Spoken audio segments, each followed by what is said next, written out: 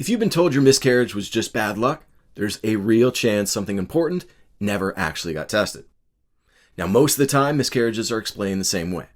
Chromosomal abnormalities, bad luck, or this just happens sometimes. And while that can be true, it overlooks something very important. An embryo is built from two inputs, 50% from the egg and 50% from the sperm.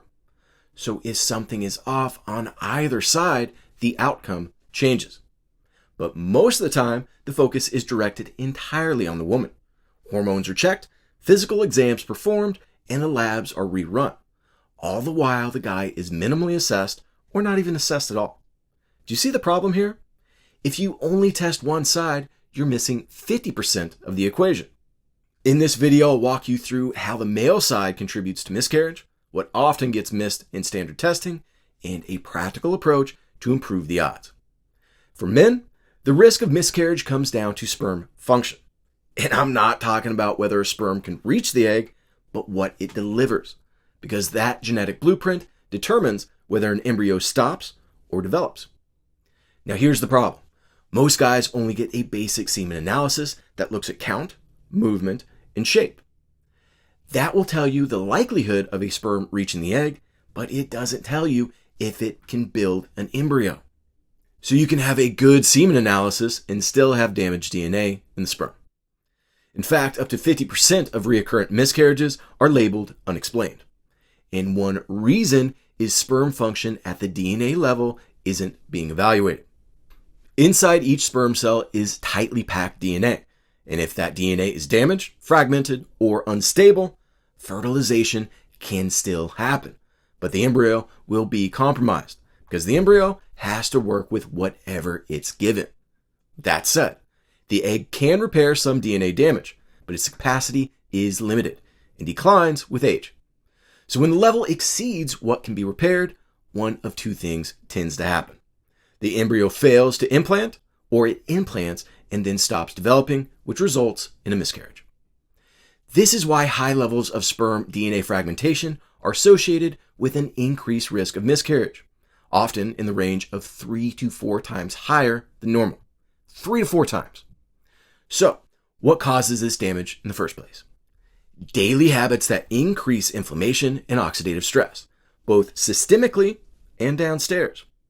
Now, to be clear, I'm talking about poor metabolic health, chronic stress, lack of sleep, alcohol, nicotine, heat exposure, and a long list of toxins. These factors and others like them slowly erode function and damage DNA. And sperm are particularly vulnerable because they have a very limited ability to repair themselves once they are formed. So the pattern shows up again. A compromised environment leads to compromised cells. The environment that regulates sperm development is shaped by multiple systems, such as metabolic health, hormone signaling, inflammation, blood flow, and temperature regulation. When those systems are functioning well, sperm functions well. But when these foundational systems aren't optimal, the risk of DNA damage increases. This is where lifestyle stops being a vague concept and becomes a non-negotiable treatment, because our lifestyle directly shapes the environment where sperm are being produced. Smoking and obesity, for example, will increase oxidative stress and damage sperm DNA. Poor sleep and chronic stress impair hormone signaling and recovery. And that's just scratching the surface. The key insight here is that our lifestyle can either be medicine or poison, and we make that decision every single day. So remember, sperm doesn't just carry the DNA blueprint for life. They carry the adaptive conditioning of the environment they were made in.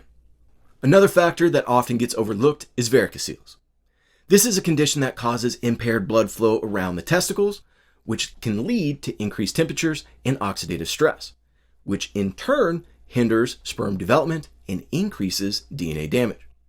And this issue isn't rare. Studies show roughly 40% of infertile males have varicoceles. The good news is that when they become corrected, normal function can return. So again, our environmental inputs directly impact function across the board.